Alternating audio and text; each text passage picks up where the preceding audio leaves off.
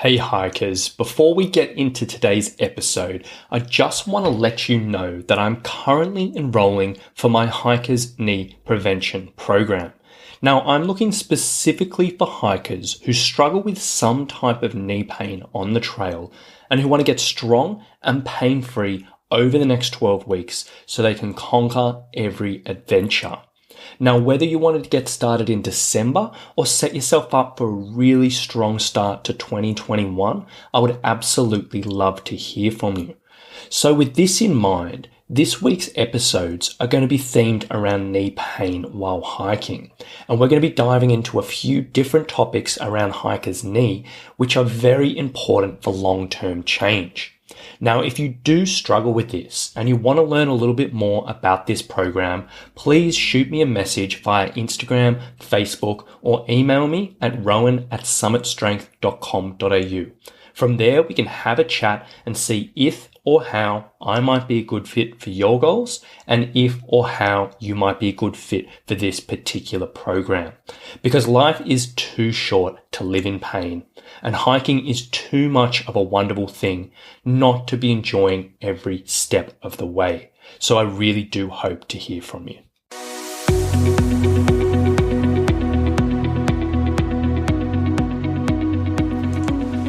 Hey, my name is Rowan Smith and I want to welcome you to the Training for Trekking podcast. Now, this is the world's very first podcast which is entirely dedicated to helping you train, prepare and conquer your upcoming hike, trek or mountain adventure. So once a week, I'm going to be giving you quality and practical information on the subjects of physical preparation for trekking, dealing with altitude and nutrition on the trail, so you can know everything you need to be doing to have the best chance of a safe, enjoyable and successful adventure. So now you know what you're in for. Let's get into today's episode. So today's episode, we are diving into knee pain while hiking. And specifically, we're exploring the reason why knee pain is such a common issue for hikers and why it's something that you see again and again and again from hikers, backpackers, trekkers, mountaineers, and anyone who really does have trail aspirations. And today we're just going to be diving into, why this is such a big issue. Now, when it comes down to it, knee pain is such an important subject in the world of hiking, and it's such an important subject to dive into in depth. And it is something that I do find myself talking about quite a bit. Now, the reason behind this is because this is the biggest issue I hear from hikers, and it affects just about everyone, from first-time hikers who are just getting out on the trail and just enjoying their first hikes, to hardcore mountaineers who are going up to the top of some of the biggest mountains at the top of the world, and everyone in between. I've had conversations with dozens and dozens and dozens of hikers who struggle with knee pain, and it's just something that just comes up again and again and again. And as I always say when I talk about this subject, it is one way to suck all the enjoyment out of a day on the trail. Now, on one end of the spectrum, it might be so bad that someone might not be able to do the adventures that they want to enjoy. They might be limiting themselves in regards to distance or difficulty, or they might just be able to get through the adventures, but it's just really, really causing them a lot of discomfort, a lot of pain, a lot of heartache, and it's constantly at the back of their mind, and it's just sucking away that fun factor. So no matter where you land in that spectrum, obviously it's something that you want to get on top of. But you might have wondered in the past, if you've heard about me talk about this or you've wondered for yourself, why is it such a common problem for hikers? Because hiking's not like a sport like basketball where there's obviously going to be lots and lots of jumping and lots of load going through those knees, and you'd expect someone to get sore knees in a sport like that. Or a sport like rugby where big forces are crashing into you and the knee's just taking a battering. Comparatively to many, many sports and many, many things in the world, hiking does seem relatively mellow. As much as it has its own challenges, and it is definitely not an easy thing to do, and there are definitely very, very hard hikes, comparatively, looking from the outside, it does seem relatively mellow and relatively nice on the joints. So you got to ask yourself, why is this actually such an issue? Now, when it comes down to it, there really are a whole bunch of different factors which do contribute to this, but generally I would say generally comes into 6 different areas, which I'm going to explore today. Now, area number 1 in regards to why hiking has such an issue with knee pain is load management. Now, when I say that is essentially hikers as a whole aren't particularly great at managing the amount of hiking, the amount of walking, and just the amount of load that's going through their knees. Now, for example, a typical thing, most hikers like to be spontaneous. So they'll see a hike they want to do, they'll put their mind to it, and they'll go out and do it. The next week or the next month, they'll put to mind to that one, and they'll go out and do that. But when it comes to distances, as long as someone is confident they can get through it, they don't really put a huge amount of thought behind it. But if we look at this in a different perspective, particularly in the world of sporting and sports performance, when we're doing random distances and random amounts of exercise, it's really not an amazing thing for the presentation of pain and the risk of injury. Essentially, in a perfect world, we would really make sure that when we're doing walking, when we're doing hiking, 1 week it's a certain amount of distance, the next time you go out it's a little bit further, next time you go out a little bit further, next time you go out a little bit further. And in between, if you can't get out hiking, you're doing some type of exercise or some type of walking in between, so the body doesn't forget, in quotation marks, what that type of exercise involves. But when it comes to hikers, we're not really great at this. We do random hikes when we get a chance, we do random distances, and in amongst all our hiking, if we can only go hiking once a month, we generally don't fill up that time with other types of walking or other types of load-bearing activity, to keep the body in tune with what's going on. So this is a relatively tricky subject to get your head around and relatively tricky subject to take control of. But that definitely is one of the main factors why many hikers struggle with pain on the trail and specifically struggle with knee pain. Because all of a sudden, the body's doing a huge amount of extra hiking, the knee can't handle it, it gets uncomfortable. Or you might do, one hike once a month and it just never gets used to these types of things. Or you might be doing 3 hikes a week and just doing way too much hiking on the other end of things. And hikers as a whole aren't particularly amazing at looking at load management. So it is a very significant factor in regards to knee pain. The second factor, which is, many hikers are going to be familiar with, is the pure act of downhill hiking and extended downhill hiking. Now, when we're walking on the flat, the knee takes a certain amount of force every single step we take. Now, when we're going downhill, depending on the incline, the knee takes a hugely disproportionate amount of extra force every single step you take. So if we're walking downhill step by step, the knee takes all this pressure, the muscles around the supporting the knee takes all this pressure. Eventually those muscles begin to fatigue, then the knee starts taking the pressure, and it's just ends up being an issue for pain. And seeing, downhills are just a part of hiking, and then extended downhills is just a part of hiking.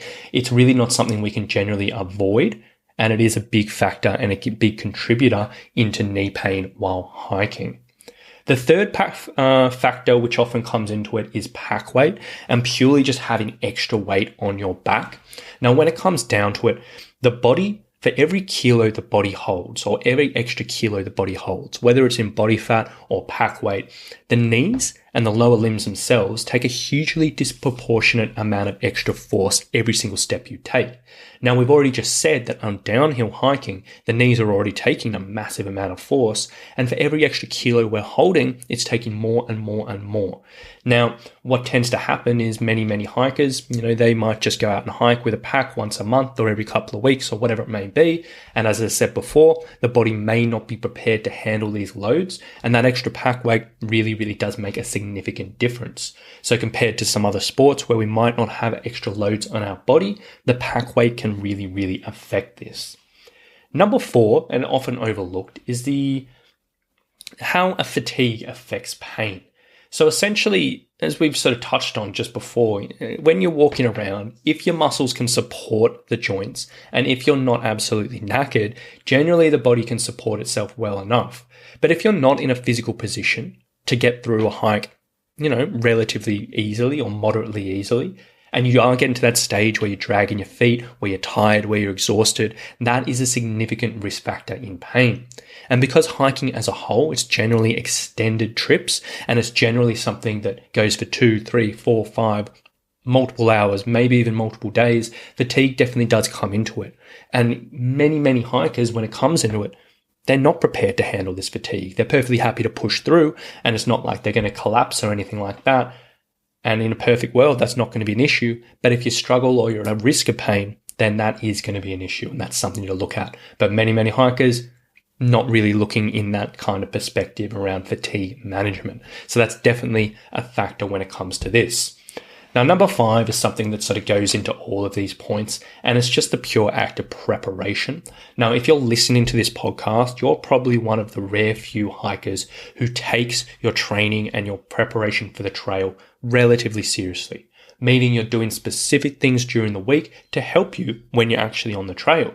Now, if you are doing that, you are the rare percentage. As a whole, most hikers don't give two thoughts to their preparation. Hiking is something they enjoy, they don't specifically train for the trail, and it's just something they get out and do. And they might do a bit of physical activity or physical exercise around that and just as part of their day-to-day life, but it's not really tailored to the particular demands of the trail. So when people do head out on their hikes, most people, when it comes down to it, are probably under-conditioned. Not in the sense that they're under-conditioned that they're not going to get through it, but under-conditioned in a way that they're not going to get through it easily.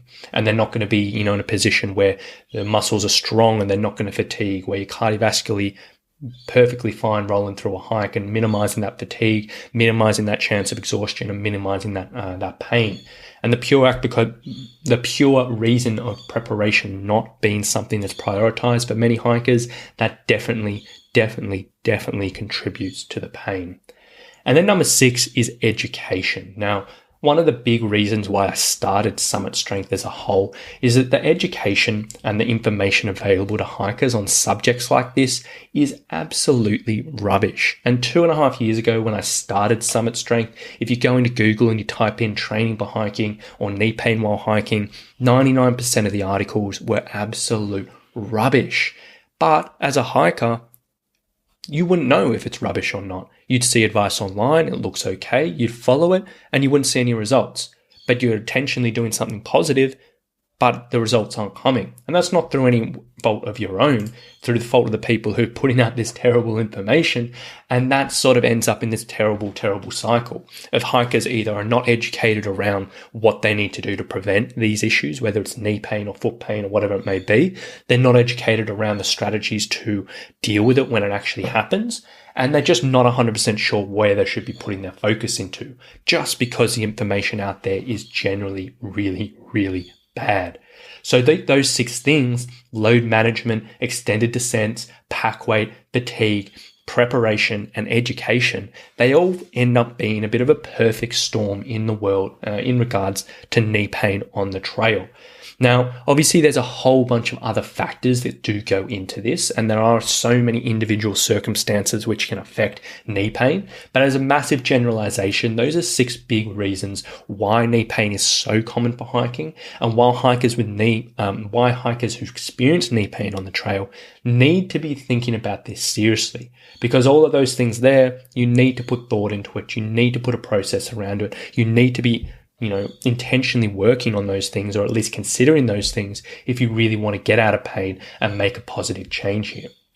And when you look at it, if you put all these things together, it really is no wonder that knee pain is such an issue in the hiking community. And it's no wonder that I just keep on going on and on about this subject, because it's something that is so important.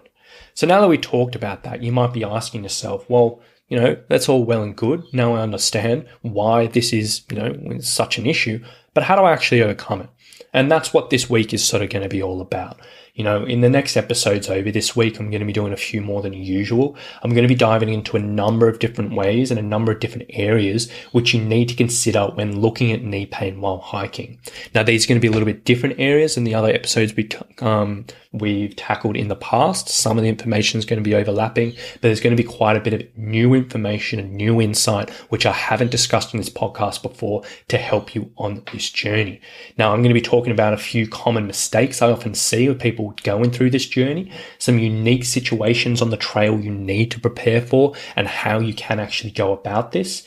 And even we're going to dive into what you can actually do if you do experience pain while you're on the trail and what you can do to help manage this and relieve this. So hopefully at the end of this week, you'll have a few new insights into overcoming this issue and it'll help you on this long-term journey.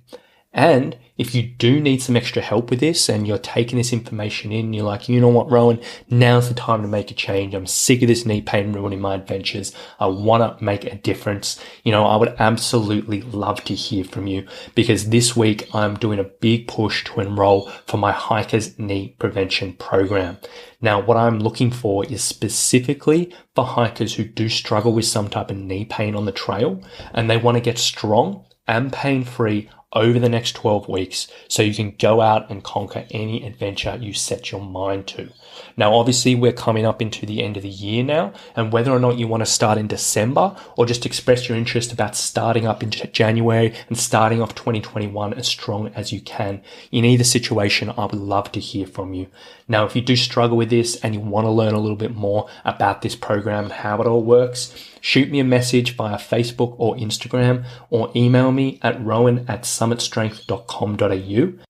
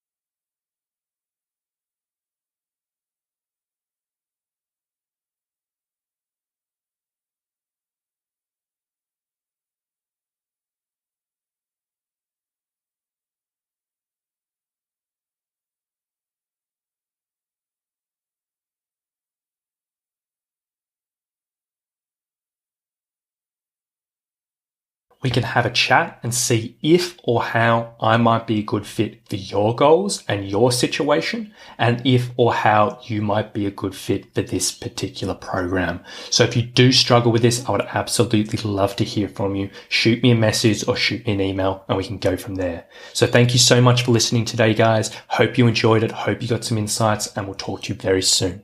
Bye.